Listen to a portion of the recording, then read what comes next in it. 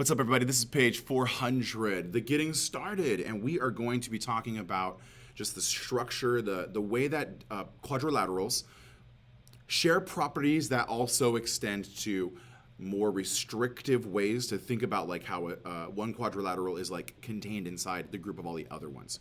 For example, a square has all the properties that you could ever imply to quadrilaterals. A square has it.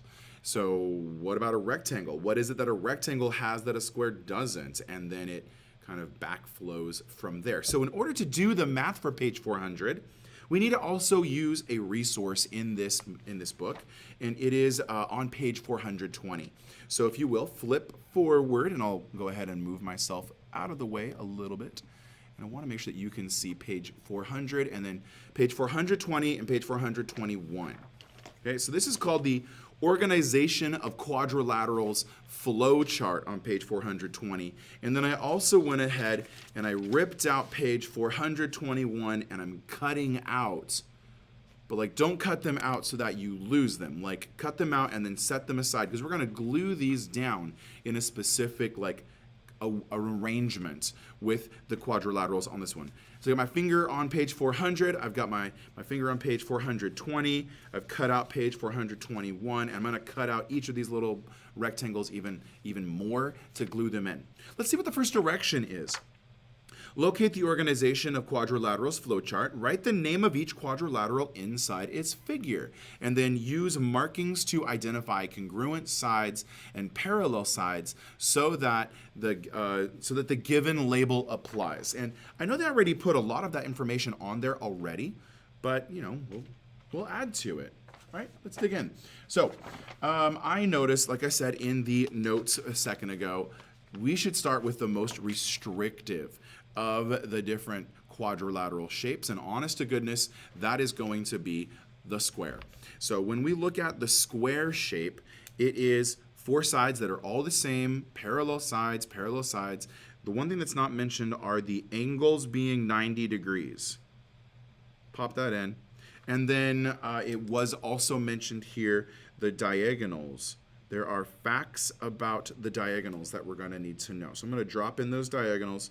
I'm going to drop in one more thing. I'm freehanding it. If you're not a good freehander, you should use a straight edge.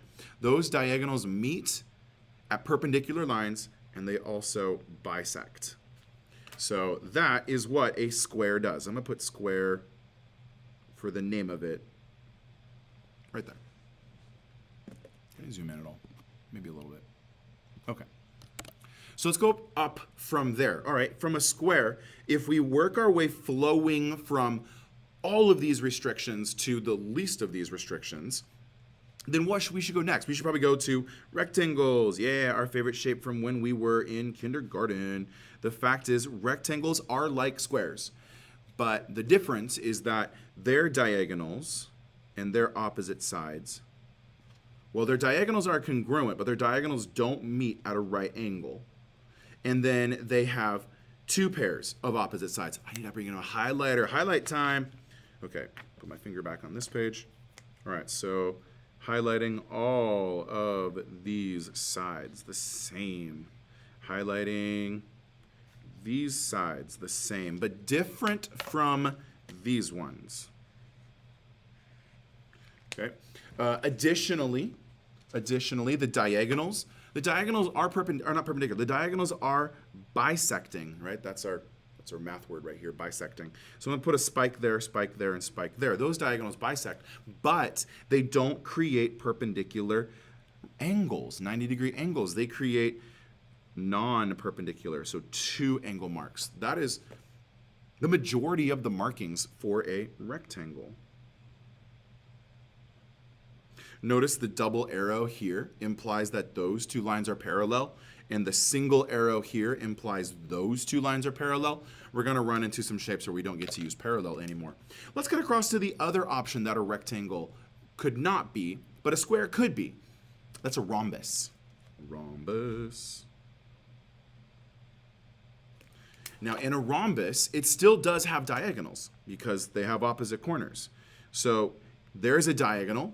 And down from here is the other diagonal. But what's different about a rhombus is that, yeah, the sides are all the same length. So yellow, yellow, highlighter, highlighter. However, the diagonals are not the same length. They do meet at a right angle, and they do bisect each other. So line and line, but double spike, double spike. I guess technically I'm already using spikes, so forgive me if I made these like 3 and 4, but that's just too much effort right now. I want to be careful with having like a 2 spike and a 2 spike, and then also having other markings that say 2 spikes to say that they're the same length. So I guess I should put a 3rd spike here and a 3rd spike there. 4 spikes here then. 3, 4, 2, 3, 4. Okay, so that's it for a rhombus. Now, a rhombus can bifurcate, and it can go to parallelograms, or it can go to kites as we remove a restrictive thing that kites have that rhombuses, that rhombi have that kites don't. So let's talk about kites first, I guess. And in that conversation, this is a mismark. This should be a single spike to match this one being a single spike. Come on, curriculum, get it together. Not doubles here. Sorry, went back for a second. Okay, back on track. These two sides are the same. And these two sides are the same. I think I was using green. So in a kite, not with the tail and the ribbon, that's for aerial stability. But in the actual shape of the kite, sides that touch have to be the same length. And then there's another pair of sides that touch that they have to be the same length. There are still diagonals, so we'll sketch that in. A diagonal that goes across this way, and a diagonal that drops straight down from top to bottom. Those diagonals are perpendicular. So I'll put a little perpendicular box. But there's only one pair of the diagonals that are bisected. There's this side and there's that side. Those are the only bisecting sides of our kite. Nothing else to be said about it. I mean, oh no, there is something else to be said about it.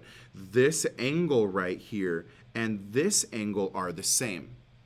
They're on opposite sides. They're made by green and yellow, and they're spread the same distance, so they are equal. But this angle down here, I'll use 2, and this angle down here, actually use 3 down here.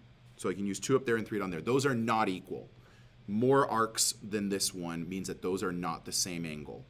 But these two are. Single arc, same angle. Kite. Okay, now let's go to parallelograms. In a parallelogram, we have 2 sides that are congruent. They happen to also be parallel. We have 2 other sides that are congruent, and they also happen to be parallel. We have diagonals that are created, so diagonal. Again, I'm freehanding it. If your freehand is terrible, you should use a straight edge. Okay. The thing is, the length of this little half segment, it's been bisected, it will equal the segment on the other side. This one, not the same. Oh, and I'm already using 1 and 2 spikes. 1 spike here, 2 spike here. So I actually make these 3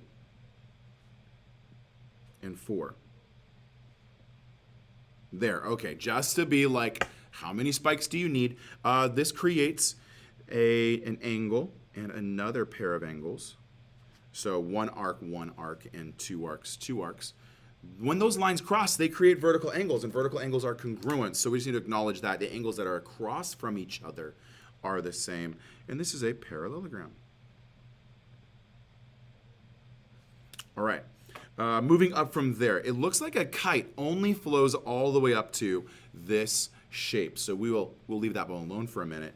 But let's go up from a parallelogram. A parallelogram, the fact being that 2 sides, that this pair of sides is parallel, all right? In a trapezoid, that's what happens.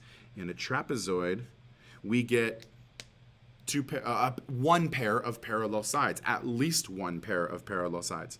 And it flows down to this one as well, that there's at least 1 pair of parallel sides. This is a special type of trapezoid. There are diagonals.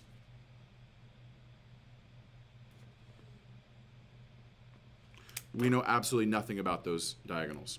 But the only thing we know is that this angle and this angle, this angle and this angle, those are, vertical angles that are created. That's about it. That's all we know. We don't know anything else about the angles that are there. However, if you go back down to this one, this is an isosceles trapezoid. And in an isosceles trapezoid, kind of reversing the arrow to work backwards, the diagonal that's drawn here and the diagonal that's drawn there, they are congruent. They're not congruent when they don't bisect in the middle, so a spike there and a spike there, 2 spikes, because there's already 1 spike. It's isosceles. 3 spikes on the other side. So within the diagonal, that's not cut in half, but the diagonals themselves, their pieces are congruent. They are congruent to each other, so they get to be matched. We have some matching angles. We have matching angles down here. We have matching angles up here. And then we have the matching angles around the center, which I'm done drawing that. That's up for you now, okay? So, yeah, there we go. We have an isosceles trapezoid, this one. Pay attention to where you're writing isosceles. And then trapezoid, and they're both trapezoids, but an isosceles trapezoid is like a special particular type of trapezoid. The last shape for us for this video, as we are working our way through the getting started, page 400, this is page 420, is to recognize that these are all pointing towards the generic type of 4-sided shape, the quadrilateral. And so all of those different features, as you start taking features away from squares, take away the angles, you get a rhombus. Take away the equal sides, you get a rectangle. And as you keep pulling features away from squares, you eventually pull your way back down to its 4 sides. That's all you get. 1, 2, 3,